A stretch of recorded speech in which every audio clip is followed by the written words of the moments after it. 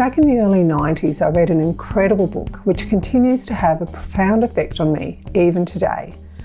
On the 18th of November 1973, 31-year-old Betty Eadie was recovering from an operation in hospital when she died.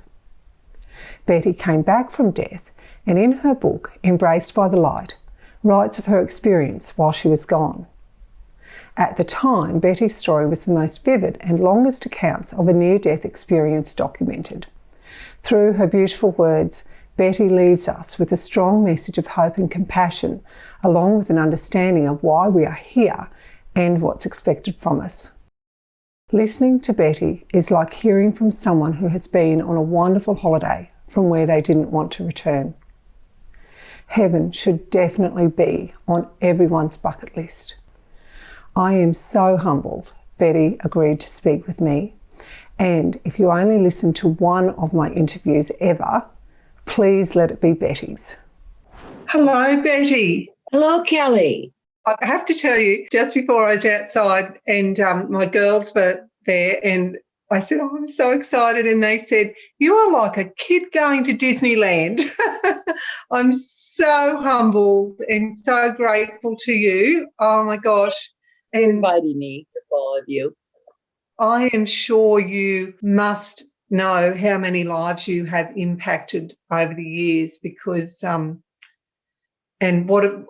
just can't imagine God choosing a better person to take to heaven to open the window or the door for all of us. Well, it amazes me. I often wonder why me. I've given that up, asking, because I think I know why me now. After all these years of being out there with Embraced by the Light, I'm getting a pretty good idea. So I'm comfortable with it, in other words, what I'm saying. Oh, yeah. I guess you had to choose someone that was really strong because I don't imagine, especially, in the book when you write about when you first came back and how difficult it was for you to be back here. He needed someone with really a strong constitution and a lot of courage, I guess.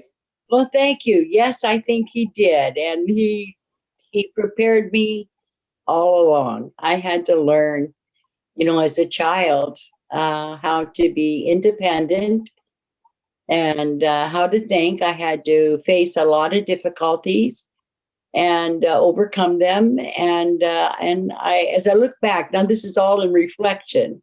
Of course, back then, I didn't think too much. I mean, I don't know. I just felt, I felt different than most people. I will admit that. And I just couldn't think as they thought, and they couldn't think as I did. So it was a mutual thing. Now I understand it. And when I went out with the book, for instance, because I went to boarding school until I was around 14, it was a religious boarding school. So we weren't permitted to watch television, listen to radio, go to movies or any of that. So I wasn't aware of the outside world. I married very young and had children and was, involved in bringing them up.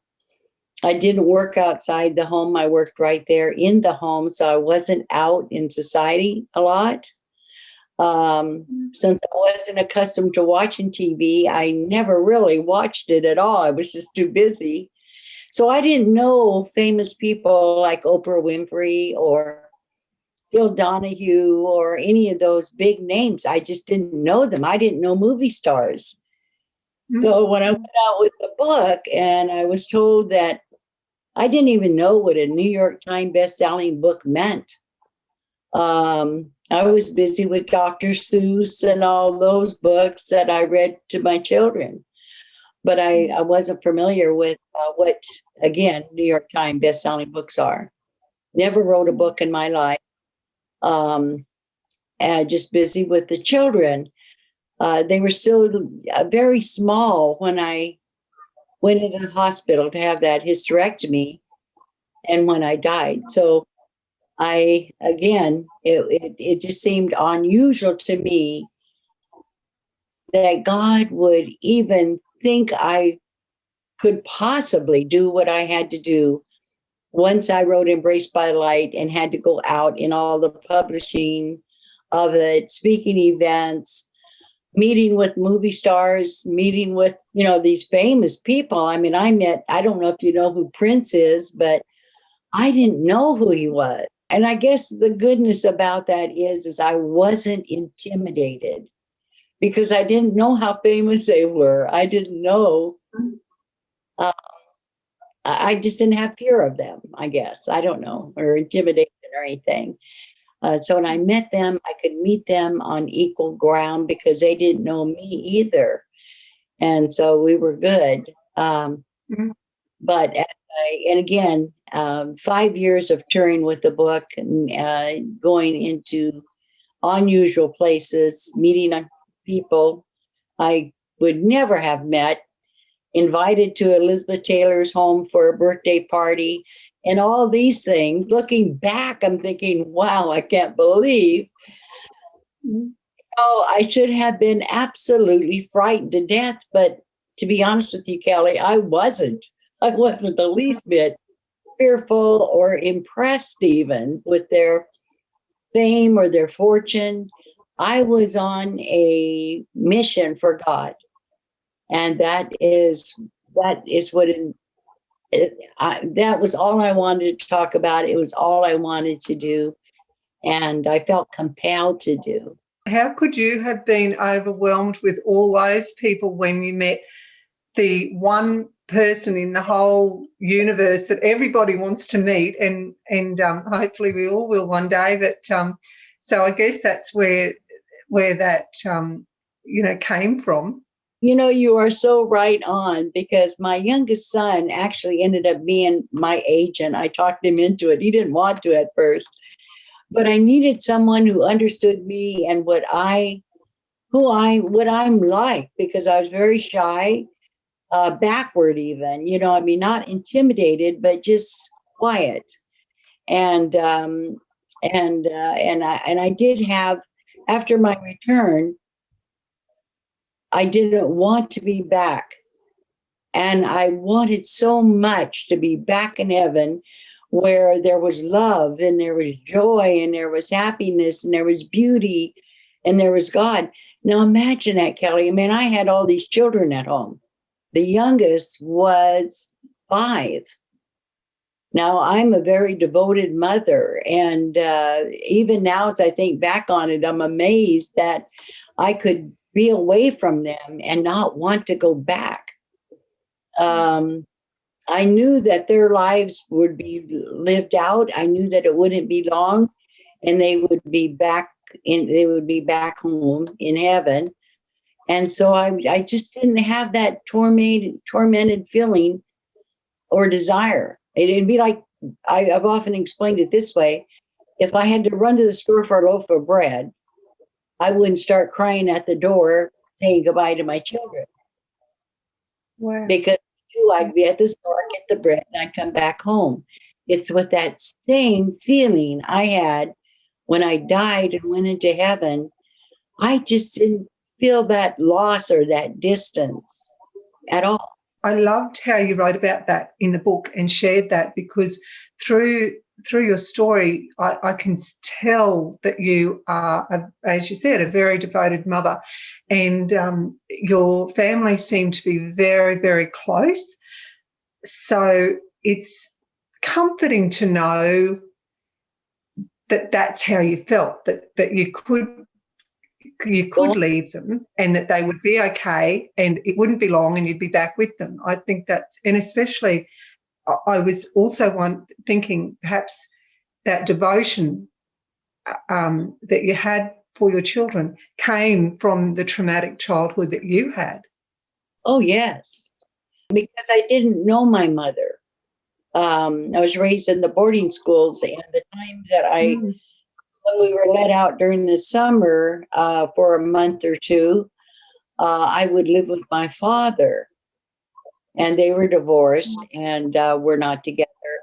And so I didn't really get to know my mother. I had no mother figure. In fact, my dad As I became 11 and 12, he said, you need to learn to act like a girl. He says, you're always doing boy things. And he said, you sit like a boy. You know how you flop down into an overstuffed chair and one leg goes over the arm and you lean back, legs are spread out. And back in those days, we weren't wearing dresses. Girls wore dresses. They didn't wear pants. I mean, that was just not the style then. And so he proceeded to teach me how to be feminine. And that's, that's a riot to even imagine. Yeah, well, you must have taken some notice.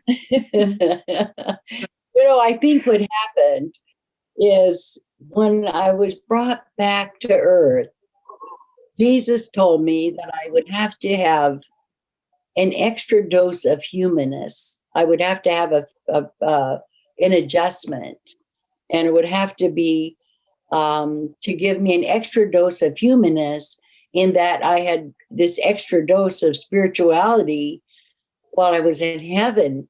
And while we're here, we have to be balanced. We can't be one way or the other to an extreme. We have to bring it into balance in order to live right. Jesus also taught me movement, because our movement and our voices create energy, and like the sound waves, the vibration, and it affects those people around us. It affects the material.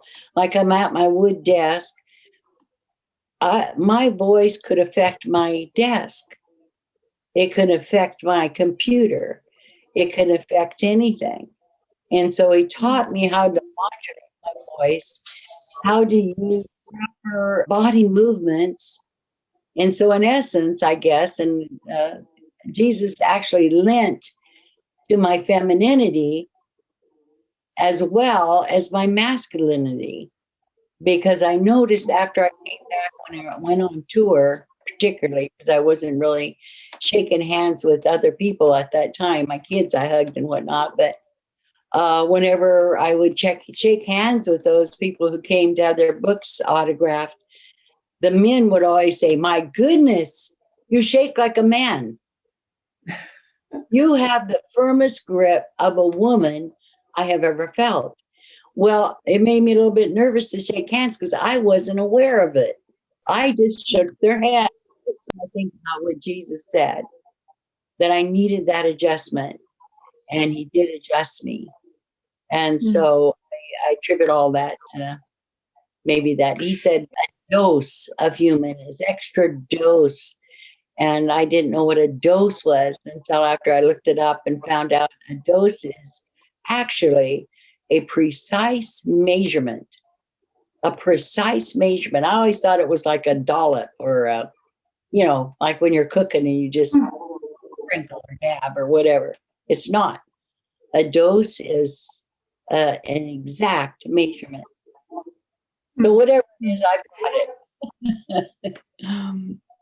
Betty, in the book you do write about the power of our thoughts and our positive thoughts versus our negative thoughts. So could you just share with us what you learnt about the power of our mind?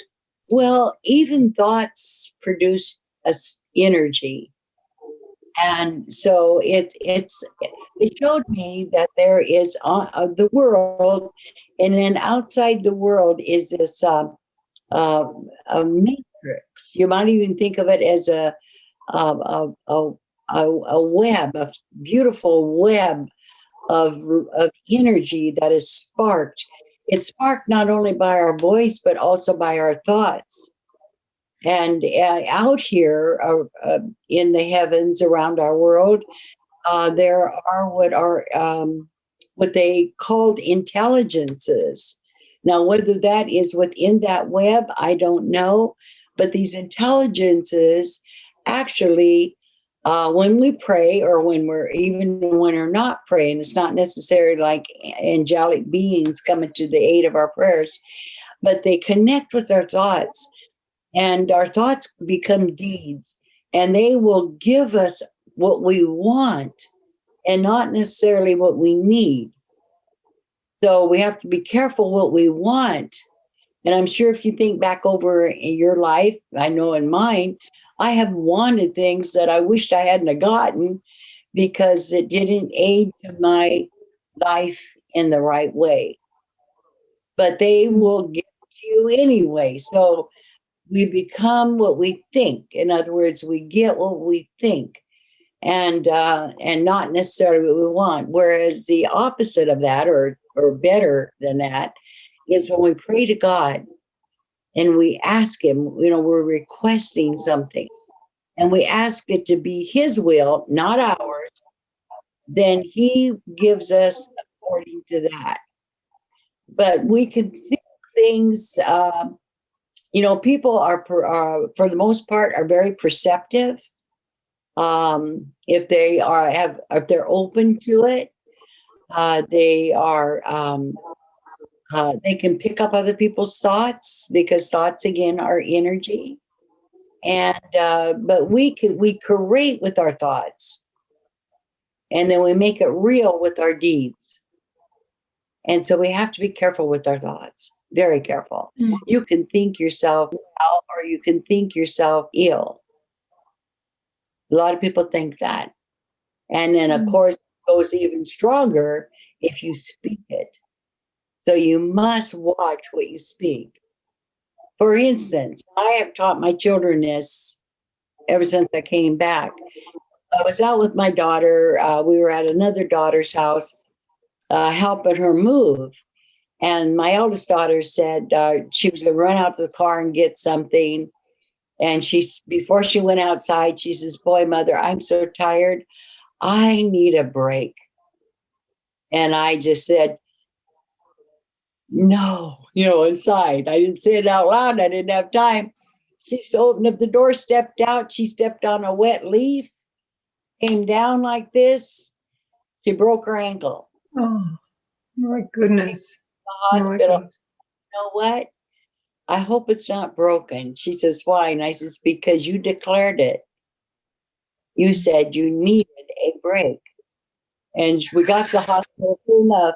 She had a broken leg, her ankle. Well, that's a good way of getting out of helping. Betty, you write so beautifully in the book about, why challenges are necessary for us here. So could you share that, your perspective on the challenges that we're faced with?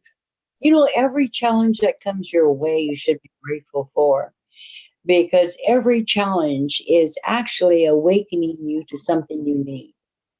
You need to learn whatever it is that has come your way.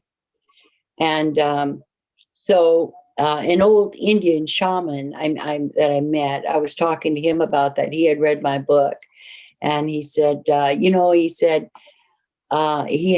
had that knowledge, and he said, "What you need to say to a challenge is, 'Welcome, my friend. What gift have you brought me?' Because it's a gift. It's a blessing." And so if you look into that challenge and you find out what that is, and you act on it, and you overcome it, or you understand it, you don't need that challenge again. But there's repetition. It'll repeat itself if you haven't gotten it right. Maybe there's some part of it yet. But always look for, okay, I don't get this. There's something in this challenge that I need to understand. I need to get this. And then once you internalize it, it becomes a part of you. It actually, when you internalize knowledge, it actually becomes a part of you that is recognized by other people. They sense it, even though they don't know what it is. They sense it. It's something that belongs to you. You have gained in your spirit. You have grown in your spirit. And it's just a wonderful thing. So, I run across challenges all the time, and I learn from them. I mean, we're just human. I'm still human. I mess up. But when I do, I don't beat myself. It's not like, oh my gosh, I should have known better, blah, blah, blah. Because now I'm taking all of that and I'm putting that inside of me, which is, it could be anything from disgust, disappointment. It could be all the whatever. I do not want that in me. I do not want my spirit to own it. And so instead, I think, okay, I've learned, I know what to do, and I can do that better. And I tried. Not always perfect, but I've, well, at my age, I'm getting really good at it. So, but it's taken a long time. And other people, because they're going through the same thing you are. And it's okay that they make mistakes. It's okay if they slip up. And God knew that we would. That's why we're here to begin with. We're here to grow our spirit, to become enlightened, to become loving beings. And we can't go through life. In fact, the most loving people you'll meet on earth are those who have gone through the worst trials. But before we came down here, we chose our trials, that we chose what we knew that we needed to learn. And we knew that we would go through some tough trials to achieve that knowledge. We knew that. And we did it anyway. That's how bright and brilliant we are as spirit beings. When you go back to heaven, when you go back to God, you return back to your spiritual self, you're going to be shocked at the beauty of your own soul. Shocked. I was shocked. I thought, I didn't think my spirit was that beautiful. Not physically as it was. You know what I mean? I mean, I thought, no wonder I chose to come down the way I did. Daddy, one of the things, because had been a long time since I had read the book, and I never kept a copy. I've probably paid for your children to go through school, I imagine, because I have given your book to countless people. But there's so much of it that I had remembered before I reread it. But I love that we all came from heaven, and that we've chosen to come here, and we've chosen who we are and who we're with, who we're walking along with. And you just explain it so beautifully. One thing that really stands out for me, which you reiterate so often, almost I think in every single chapter, our purpose for being here, which is to give kindness and love and compassion to other people. Yeah, it's learning to love as unconditionally as we can. That means love and forgive when someone who is probably less in spirit than you are, maybe their spirit hasn't developed. We didn't all come down here with the same, at the same level of spiritual development. We came down already developed at different levels. And so some are greater, some are smaller spirits, you might call them. And so, and it's not hard to find someone who just is seeking to develop their spirit and haven't quite gotten to maybe the level that you have achieved. And instead of putting them down, instead of hurting them, you want to encourage them and help raise them up. And and yet there's no way to judge that, because like the drunken bum I wrote about in Embraced, I was so judgmental when they asked me about the drunken bum. I had alcoholism in my family, my siblings, and other family members, and I detested it, being around them when they were drinking. And so when they showed me the drunken bum lying on the street, my emotions, it evoked an emotion in me of disgust. And they said, well, what do you see? And I says, why, I see a drunken old bum. lying in his spittle, his swaller. And they said, we want to show you who this spirit is. I says, okay, because I was, riled up about the drunken old man that I thought was no good. They took his spirit out of his flesh, out of his body. And as he came out, he was so bright, so beautiful. The aura around him just expanded way out, and it was bright and it was glorious looking. And as I looked at him and I looked at my own self, my essence, I figured I was about 3 to 7 watts to his, I don't know what wattage. It was one. I mean, I was nothing. Kelly, I was so ashamed and embarrassed for my thoughts. Really, I was. And they said, this man came to earth not needing the lessons of the earth. He came here because he was a soul friend of a man that was an attorney. And he had promised his friend, take that journey, learn what you can. I'm going to be there to help you on. I will be a reminder of your goal.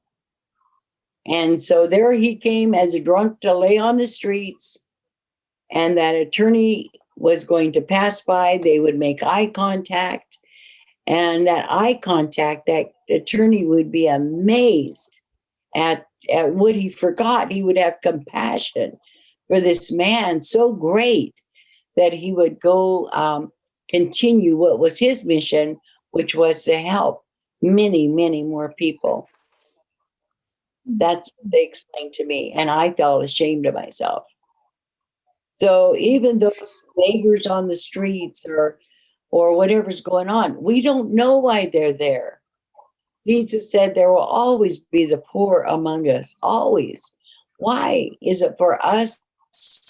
It could be. We just have to stay in touch with God through our prayers, through our lifestyles. And when we feel compelled to help in the way we can, whether that's giving money. I mean, I was with, again, one of my daughters, and we were going out to lunch. We saw this man laying on the street. And so this was in LA. And so we passed by and we went, we sat down to have lunch. I said, Donna, I really can't even eat my lunch. I keep thinking about that man out there. He has nothing. So we called the waiter and they boxed up everything, and we took it and gave it to him. And with a few dollars, not a lot, because if they're on drugs or whatever, you don't want to encourage that. But we did that, and then all at the same time praying, is there more that I need to do? And I felt like that's all I needed to do, because I was acting as I was prompted to respond, and I did it the way I was supposed to do it. So I felt good. And I do that on a continual basis, not just feeding people on the streets, but even like my birds out there. They, it's cold, and I go out there and I feed them in the winter. And now they come and they sit and they wait from year to year. They will, I swear they're the same birds, because they have that memory. They know where to wait for me, because I feed them on a certain part of my yard, and they'll come and they're sitting there waiting. I go, oh, hi guys, you're back this year. Here you go. Following. They know their meal ticket, Betty. They do. I have ducks that come as well. So it's kind of those mallard ducks. Yeah, they'll come. Well, they'll come right up to my door. My front door has got this glass window in it, and they'll come and they'll peck on it and look at that window. Yeah, and they're not my pets. They aren't pets of anyone. They just fly in, and they'll come waddle up there to my door and peek in and wait. Betty, just getting back to, you said you felt shame, and in the book you write that about judgment. So would you share that with us about how we're judged? Well, in the first place, I think most people have it kind of backwards about Jesus and the grace that he gives us. With him dying on the cross, he actually said, look, I'm taking your sins with me. I'm taking them. I'm dying. You belong to me. I'm taking them. You're forgiven. Live your life with love. But mankind put all the rules around themselves, the other kind of rules. And at the time, of Jesus' death, the Sabbath day, no one was supposed to go out and walk. They were limited what they were to do. And his teaching was, I created Sabbath day for your rest, for you to do what you need to do, instead of the labor outside the home. So Jesus really did teach a lot that I think we have overlooked as far as the scriptures are concerned. And he paid the price for us. I don't like songs that say I'm a sinner, because I'm not. I'm not a sinner. My sin was paid for by Jesus Christ, and I belong to him. And, and sin anyway, what it means is going in the opposite direction of what is good for you.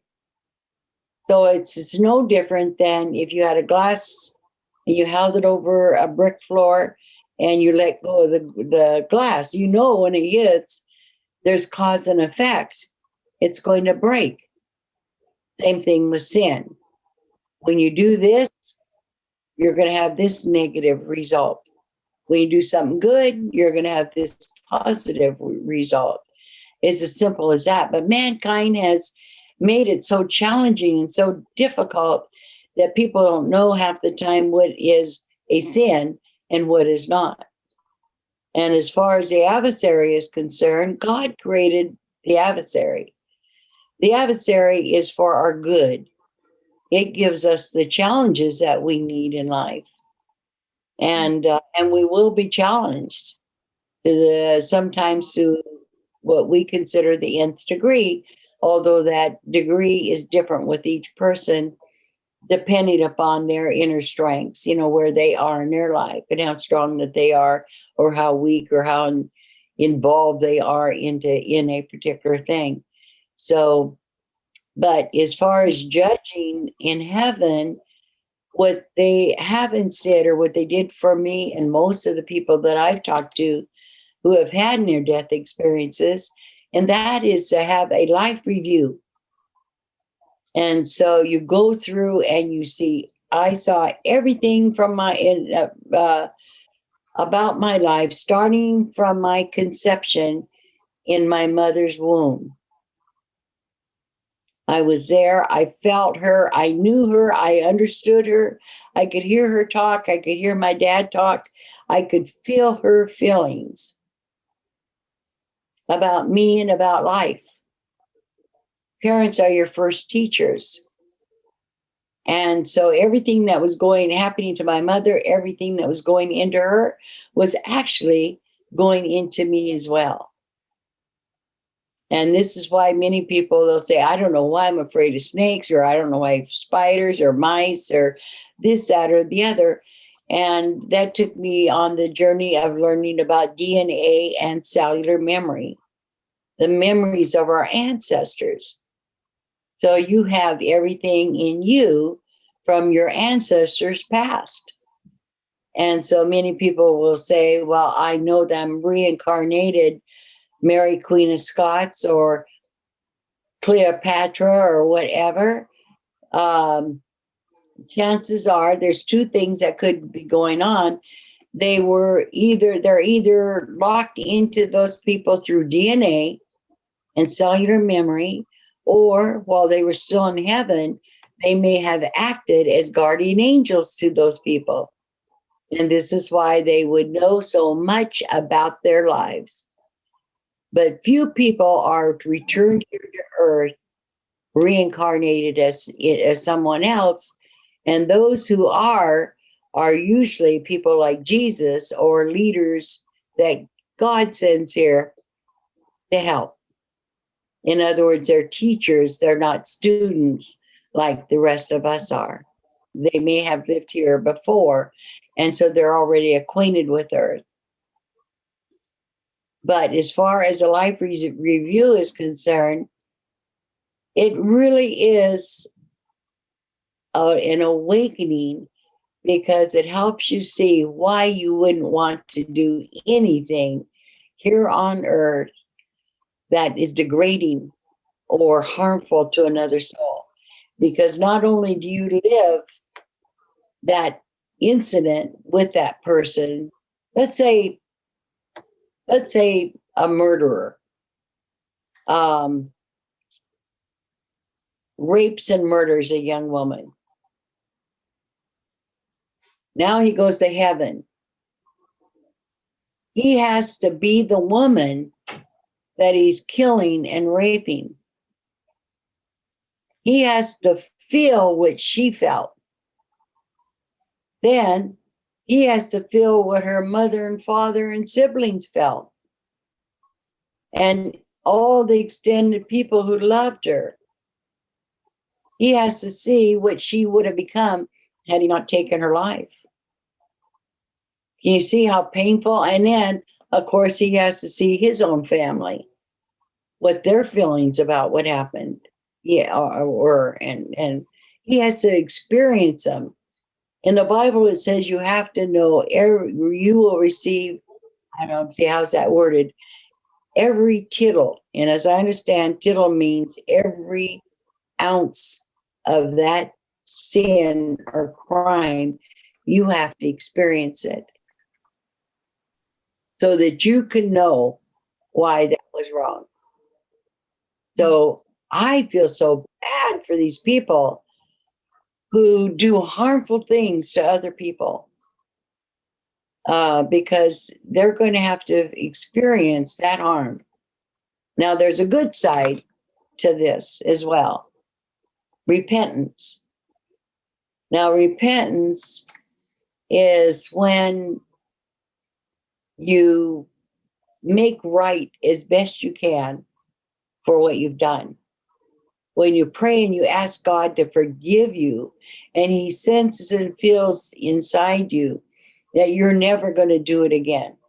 That's it. I mean, repentance. And a lot of times you can't make right what you did wrong, but you should attempt to make right all your wrongs. And I have found, because I try to do that right away. I mean, you might hurt someone's feelings, and you get a guilty conscience when you do something that you shouldn't. I like to right away, as soon as I can, I think, oh, wow, that was not good. That was not good. I will go to them and say, I have to apologize. What happened wasn't good. What I said, I should have kept to myself. Whether I believed it or still believe it or not, it doesn't matter. It was not worthy of me to say it. And I'm sorry. Mm-hmm. And you repent, truly feel it. And then you are forgiven. God does forgive. Mm-hmm. And thank goodness he does. Then you don't need to go through that in the ripple effect. Yeah. Oh, Betty, what a great teacher you are. There is one beautiful story that I love in the book towards the end, when you see that beautiful soul in heaven, and you came back, and what happened with Betty Jean.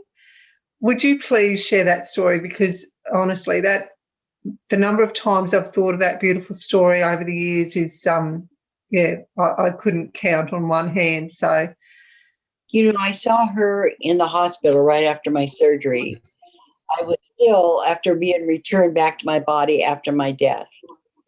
And during that time, my spirit was going back and forth.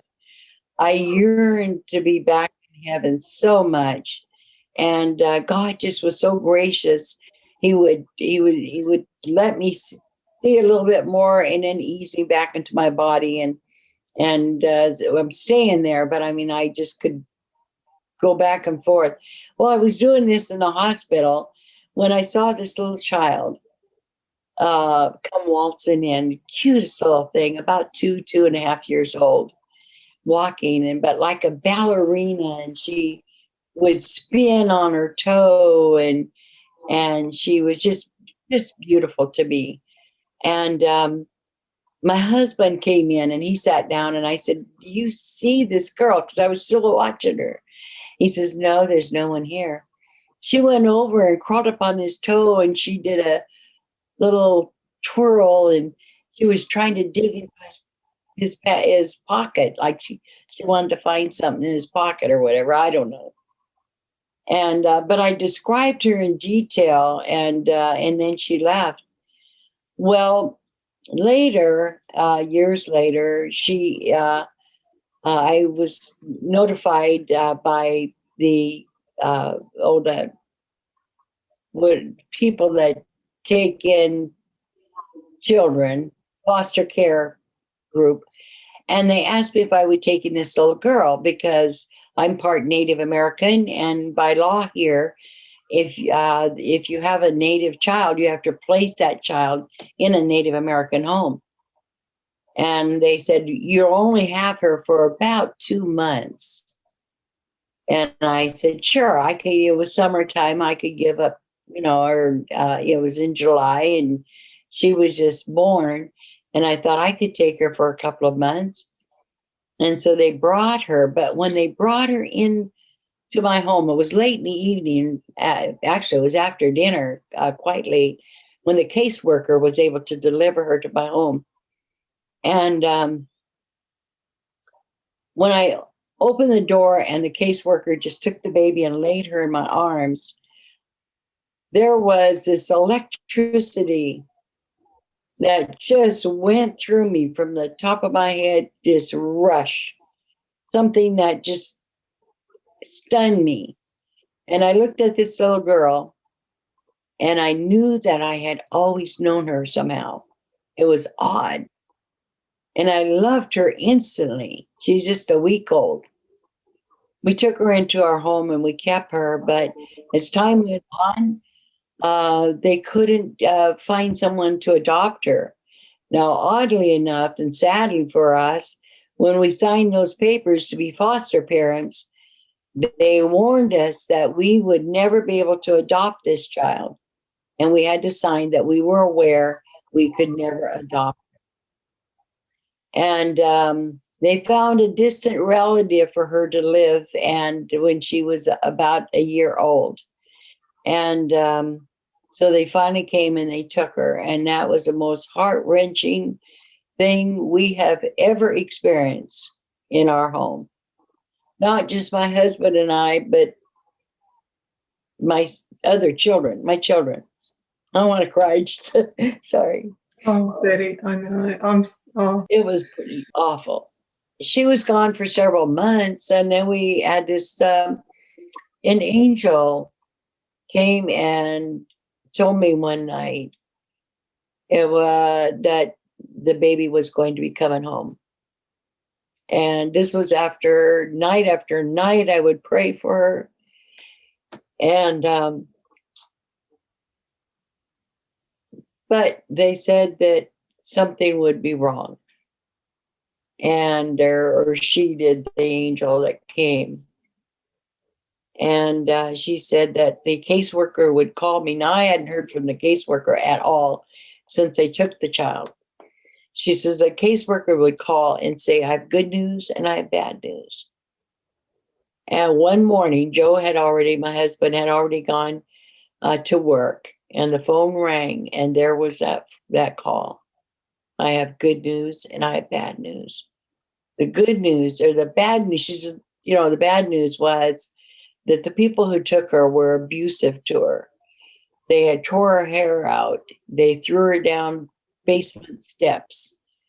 She was in the hospital and running 104 temp. Her body was all bruised. They didn't realize she had broken bones. I don't know why they did it, but apparently they didn't x-ray her or something. I don't know. But she was running 104 temp. Her temperature wasn't coming down. The doctor said she was going to probably pass because she was so ill. And he said the only to her foster mother, see if that doesn't work. And so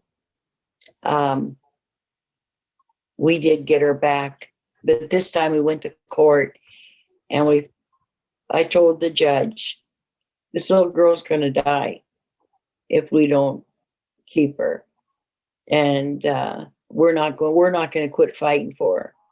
In fact, my husband and I already had a plan that if things looked like it wasn't going to go our way, that I was going to get her and fly to Mexico. And they couldn't find her. We had that plan.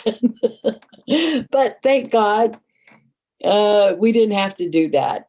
We were able to adopt her, and it was 2 years later, or a year and a half later, at Christmas. She was toddling around. I was putting up the Christmas tree, and she was helping me. And Joe was late coming home for dinner. And when the door opened up and he come walking in, she ran over to him,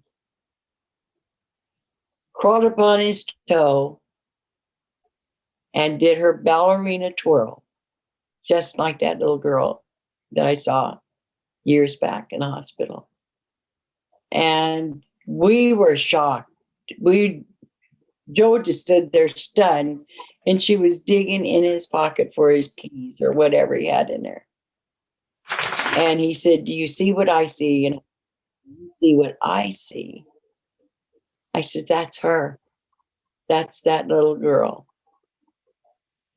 And so he wanted to name her, so he gave her another name, and he gave her my name. So she's little Betty. We call her BJ. Thank you. She is. Yeah, you're welcome. I'm so grateful because I know it was emotional for you, and I'm feeling a bit emotional too. I just think just from something so dark came something so beautiful for little BJ. Betty, in the book you write about the library that you went into, and I'd forgotten about that until I reread it. But it's like Google is now. Like Google is like that big library where you just, can click on something and the answer is right there for you. Did you make that comparison? Or? Well, I grew into that comparison because there was so much more that for instance, the screen was liquid when I went into the library. And it was liquid. Well, they came up with the liquid screens and all that now. But these are much more technical because it hooks up to your mind. Well, maybe that's going to happen sometime in the future, because anything I thought of, any part of history that I was interested in, I didn't have to type in anything, so it had to come from my mind. It would immediately change, and not only would I see it, I would be in it, sort of like those what do they call it? You put on these glasses, you sit there and you're the virtual. Virtual. Yeah. So it's like that. You're in there, you're a part of it. And that is exactly what I saw and how I experienced much of the questions that I was asking, about the Bible or about Jesus, for instance, and why did he come to earth? I became a part of it. I don't think I did that in the library, but I'm not sure. But I was a part of, because we were all there before the earth was created. and active in it all. So some of our memories, when you get back into the memory part, some of our memories are going to be pre-Earth time, and then after Earth, following Earth. And so it was very hard, writing, and yet I was limited to what I could write in Embrace because of the problem with publishing, because every page equals so much money. So many words equal so much money. Everything's about money. And the publishers I had, actually one of the publishers mortgaged his home so that they could get enough money to publish Embrace. And so I had to keep it down to a certain amount of pages. But what was a miracle of it all, Kelly, was as I was told that I was to write the book, I was awakened at night. And I think I wrote this in my following book, The Awakening Heart. And I was told to lie still. And I did. And as I would lay there in bed, the book, you ever watch that movie, The Matrix? Matrix Unloaded, or and in there they show these words. Yeah, they come up and down like this. Well, mine flowed like this. The words would flow, and as they would flow past me, I was able to grasp what it was. I was to put in the book, Embraced by the Light, because there was so much more than what I wrote that I experienced than what I could write about. And so it was like, this is what you could tell, but you drop over there. You don't need that. And I wrote the book in 3 months. Didn't take long at all. And that's holding down a full-time job, because I also had my counseling and my hypnotherapy clinic. I was working, plus a full-time mom. So I did all of that in 3 months. So yeah, it either, and it's, yeah. And I was told the font size and not to use, 3 and 4 syllable words. I was to keep it very simple. And I was able to do that in Embrace. It's a very quick read, 147 pages. Children couldn't read it. So, and that was all inspired by God. That wasn't inspired by my intellect at all. Eadie, you've been my hero for so long, and I'm so grateful and humbled that you have taken some time today for me. And all those years ago when I read that book of yours, I would never, ever, ever have thought I was going to end up being able to speak to you in the flesh, and I'm just so grateful. Oh, that is wonderful. Well, you take care, and God bless you for having me on with you. It's been God bless you. God bless you. Bye. Bye. Thanks so much for watching our video. I hope you enjoyed it, and please try to remember to just click on the subscribe button so we can keep you updated with everything that's happening. Thank you.